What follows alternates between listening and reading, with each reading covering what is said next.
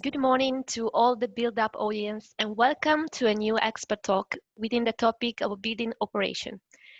It is a pleasure to have Professor Carsten Druhmann as our expert today.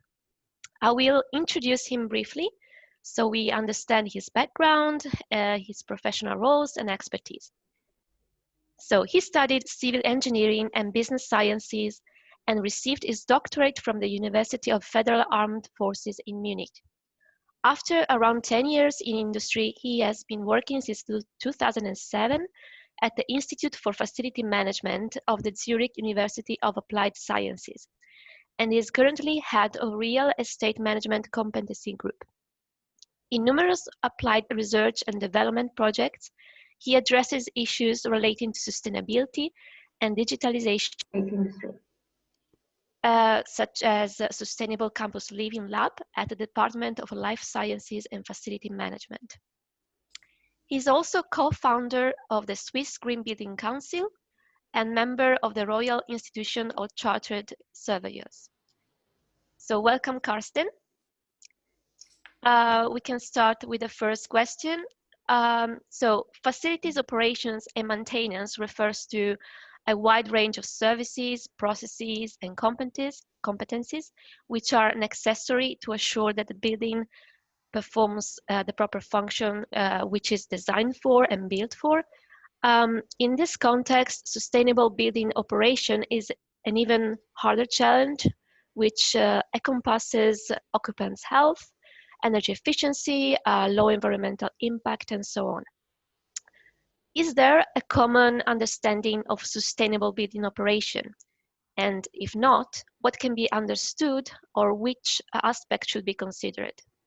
Hello, Julia. First of all, I'd like to say thank you very much for the opportunity for this interview, and I take the chance to thank you on behalf of my colleagues at the IFM, Institute for Facility Management, as well, who are doing all these great activities and projects in terms of sustainability in FM and in real estate. Regarding your question, the simple answer is no, from my point of view, unfortunately. It's like in the beginning of this sustainability discussion and the discussion in sustainable buildings. What are sustainable buildings? From our point of view, sustainable building operation has to be considered in a very comprehensive way. It means ecology, economy and social aspects should be part of the equation. And with these aspects embedded in a life cycle approach. And it's no matter if it's a new product development, refurbishment, modernization, or core restoration project, it's always important to keep the end in mind right from the beginning of your activities. Maybe I will repeat myself later, but it's crystal clear that sustainable building operation is not only about energy management and environment-friendly cleaning products, something like this. It's about mobility. It's about maybe food waste in the staff restaurant. It's about sustainable procurement, safety, and operator responsibilities. User satisfaction, experience, and at the end, under the line, the added value for the core business, helping the company, the organizations to meet their sustainability goals. Are owners and operators aware of how they can influence the sustainable operation of their buildings? And what are the barriers to implementing sustainability principles in operation and use? In general, I'm quite convinced that most of the owners are aware of needs to follow sustainable development goals formulated in or defined in the SDGs by the UN and so on.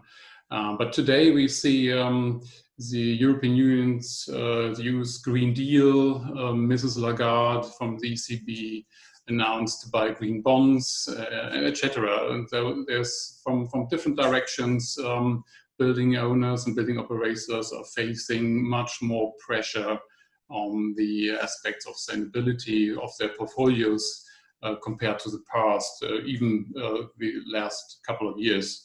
So we have different projects running or already done for example, with the city of Zurich to develop tools and methods to run portfolios in a sustainable way. And there's pressure from the public, pressure from the politicians, and so on. And the legislation will follow soon. And more and more the owners and landlords started to engage experts for life cycle optimization during the planning process. FM facility management is involved these days, but it's could be better done and could be more and more intensive from our point of view, because often the main focus of these optimization activities are focused on the operational costs, life cycle costing. There are some tools and methods around these days. They calculate, compare some different solutions, and that's done, easily said. And this is mostly done by owners who are also the users of their facilities and buildings and infrastructures. Looking at the investors, this picture is a little bit different. Not often, but it's not seldom that they more or less don't care too much about sustainability optimizations, because they believe it will cost them more, and this will put pressure on the yield or higher rent fares. So they might not be interested to invest in sustainability, even in a little bit more planning efforts or planning hours. The barriers of implementing sustainability principles in operation and use. It's our experience is, especially in Switzerland and in many other countries, we have a splitted budget doing a new project development. There's the CapEx budget and the OpEx budget, capital expenditures and operational expenditures.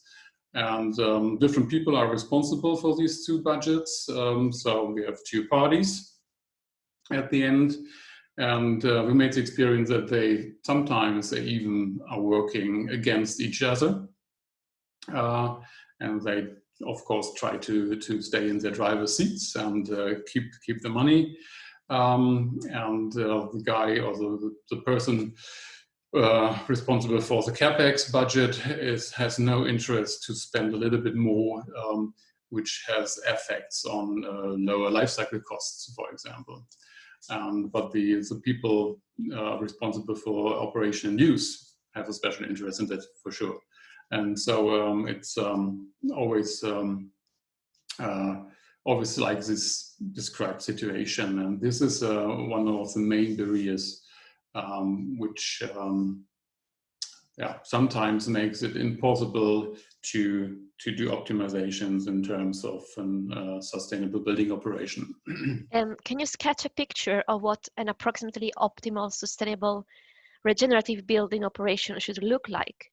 Often forgotten is the user and the use of the facility of the building. The high-level sustainability goals cannot be achieved without the integration of the user perspective. Let's take an office building, for example, the workplace experience. Thanks to COVID-19, we will see a change in the use of buildings, I'm quite convinced. Maybe reduction of spaces and so on. And or another example is universities like ours. Distance teaching, online learning versus on-site learning, on-site workshops and the stuff.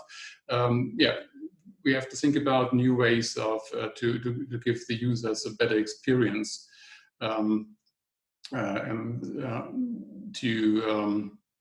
and show them the benefits of a clever designed and maintained and operated building. And this is quite complex because most of the buildings, commercial buildings, are multi-tenant buildings today. But at the end, happy users avoid empty buildings, and this would be the worst case in terms of sustainability, not used space or not used buildings. So we have to deal with the user's needs and the users itself even during use of the building, during operation. Maybe the people should be better trained how to deal or interact with the buildings. Everybody's talking about smart buildings, more and more technology comes into the buildings, makes it more complicated for the user to interact, to deal with these smart buildings. Another aspect might be you should have smart maintenance processes in place, not just per percentage and fixed an unflexible maintenance plan. My colleague Raphael Burgi developed a tool called Allbarn for clever and dynamic maintenance planning and to develop a flexible maintenance strategy. And this helps to save money and materials and so on. At the end, we need a shift in the, maybe it will be a paradigm shift. We need other business models between operators, owners, and users of the buildings, different types of contracts, other goals in procurement. Today, the cheapest one wins. In the future, maybe the one with the best value for money ratio should get the contract. Another aspect is everything about data. Everybody's talking about data as a new oil today.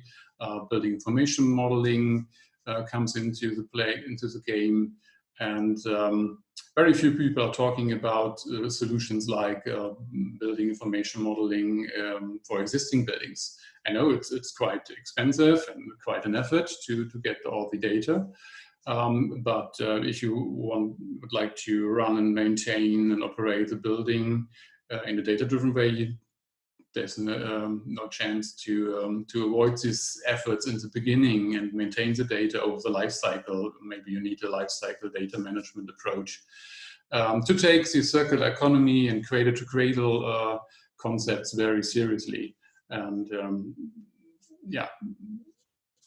that is very, very complex and multi-level approach how a sustainable regenerative building operation could look like in the future. I mean, in the end, there is a disassembly and recycling, and almost nobody is thinking about today about this situation at the moment. Concerning building commissioning, what influence do misplanning and misconfiguration in building services engineering have on operations?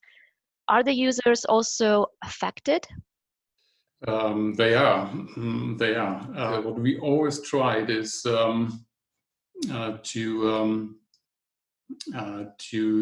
set it up as a proper project, because the effects of a bad building commissioning could be easily in very high energy consumption right from the start, for example.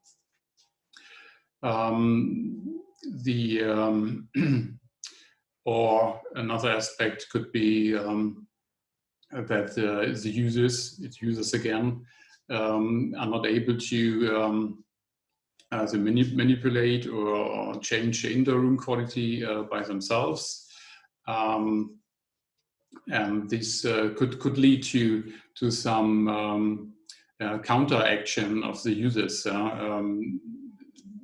Low energy or zero carbon buildings, or even plus carbon or plus energy buildings, in our experience, often lead to,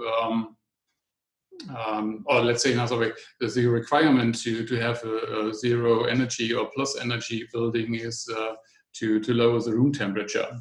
But a lot of the users might feel a bit too cold, and if the users start to manipulate the room quality by plugging in mobile climate devices, for example, this happens very often for heating or cooling, the energy consumption goes up, and so they counteract the initial planning.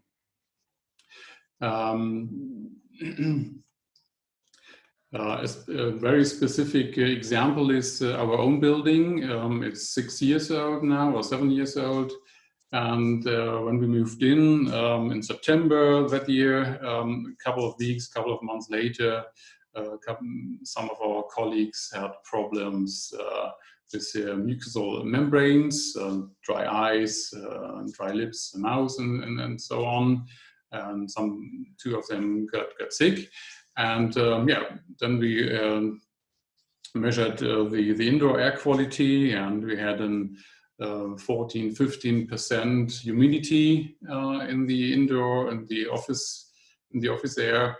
And the reason was the ventilation system, of course. During the winter time, the ventilation system the settings of the ventilation systems have been factory settings. So it's 24/7 running, not full speed, but 70% of the capacity, and this led to very dry air in the office and in the presentation rooms as well.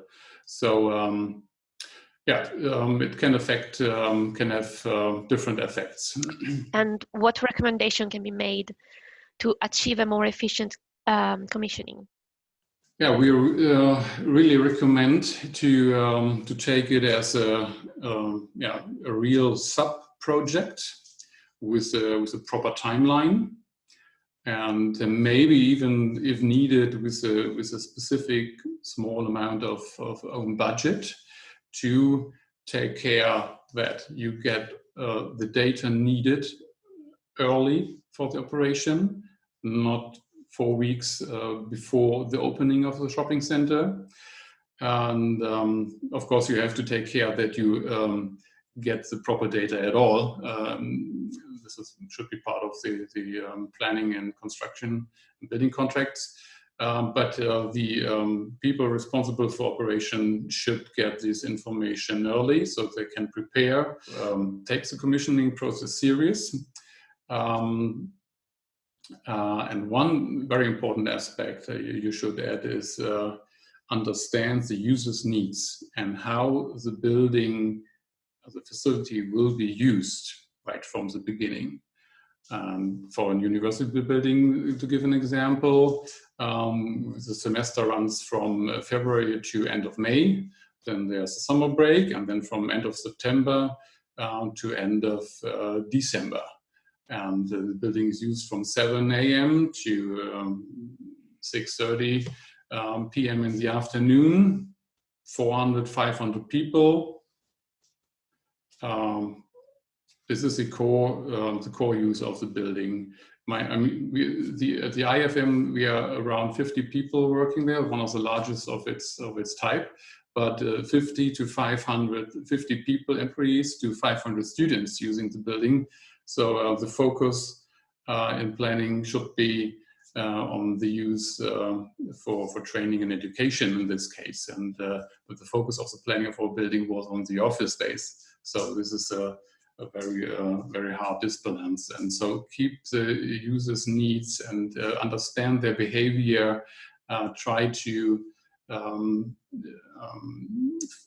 find out how they will use the building, and this will help during the commissioning process. What is a performance gap, and if it exists, what role does it play? And what are the causes of the performance gap in real estate management? Yeah, a performance gap. Again, there might be a definition, but it's more or less, it's some kind of a gray box. Not a black box, but a gray box. My colleagues, Markus Hubuch and Marcel Jansa, have done a lot of research on the especially energy performance gap. And they found out that everybody is talking about a different performance gap. Yeah. And the consequences are the performance gap is always measured in a completely different way. So on this basis, or let's say this is not a base and the fundament to have a proper discussion about performance gaps. The reason why people often focus on energy performance gap is because this is the one you could measure in the most easiest way. We can talk about different aspects in performance gap, user satisfaction, and so on. It's quite more complicated to measure this. But the energy performance gap research is in its infancy at the moment, I would say. Of course, a gap is a delta between the planned, estimated, or targeted values and in terms of operational cost, energy consumption, and so on, and the achieved values during the use and operation. And no basis, no models in place, no standard measurements leads to figures that portfolio managers tell you, oh, I have a 30% energy performance gap. And the users are guilty. This is this is an example for sentences you can hear in practice these days. And it's a bit a shame that one party claims that there is an energy performance gap. Of course, the planner said, no, we have done everything properly. And but as long as you are talking about different performance gaps and models, it's not too serious to have a proper discussion. And how can the performance gap be overcome in the future? One practical solution, this is on the more scientific side, but on the practical solution is the owners, the investors, and the planners and constructors, and even together with the operators, they should sit together early in the planning process and really define the goals.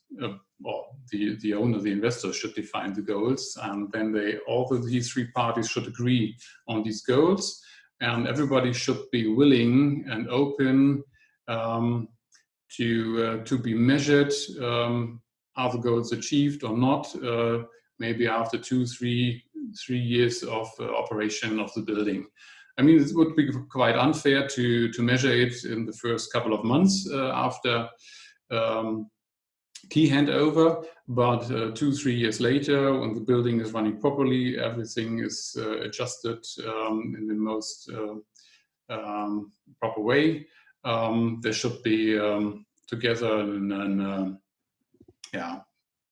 an agreement how to deal if there's a performance gap. If not, how to deal with it, bonus, malus, stuff like this. I could imagine that this would help in the future. We can see something, and the idea is implemented in the UK's government soft landing approach for the BIM implementation and transformation. And this is one of the first attempts. This could be a clever way to deal with the performance gap in the future. So I would like to focus now more on the current situation with COVID-19 and the impact to building operations. So what are the consequences for facility and real estate management? Yeah, it had a big impact. Immediate action was needed, I would say. What would happen to all these buildings and facilities without professional FM service? They would have been locked up. Yeah. A friend of mine is responsible for a large multi-tenant mixed-use building in Munich, in the center of Munich. And she and her team, responsible for FM and real estate management, reorganized everything which was needed to keep the operation of the building open and usable. Hygienic standards, permitted occupancy rates, they defined rearrangement of the furniture, organization of the processes in the staff restaurant. It's almost endless what has had to be done. Yeah. So it has on the operational level, a very immediate, urgent, and high impact. What we are doing at our university, for example, today is, and what the almost every other building operator is doing, to check how can the building, the technical systems, how can they support a safer or a COVID-friendly environment in the building. I mean, all the schools and universities have a challenge. Schools are on restart, universities, most of them in September. And now we are looking for opportunities to use air ventilation and even with mobile devices, but primarily we're trying to use the installed ventilation systems to adjust them to deliver higher air exchange rates, but it's a trade-off between what I mentioned a couple of minutes ago, between too dry air in the winter time, and trade-off with the high air exchange rates in the room, to have a better occupancy rate, for example, or to avoid wearing masks and all that stuff, which is in discussion these days. And so on the operational phase, there's different activities taken and to be done already. On the midterm, maybe more on the midterm, we should think about different contractual relationships between operators and owners and end users. Of course, we see a much more higher operator obligation, but this should be implemented in the future contracts between owner and user and operator. And it's not only about adjusting the cleaning and hygienic levels or how to maintain and operate the ventilation systems. It's maybe some another paradigm shift coming, how we are setting up these kind of service contracts in the future. And this could be a much more done in a much more cooperative way in the future. Today it's a contract, maybe even for 1 or 2 years, and then the next one steps in because the company is cheaper or has lower rates. What we would like to see is, and there's COVID some kind of a catalyst, we would like to see new different types of cooperation and contracts in the future.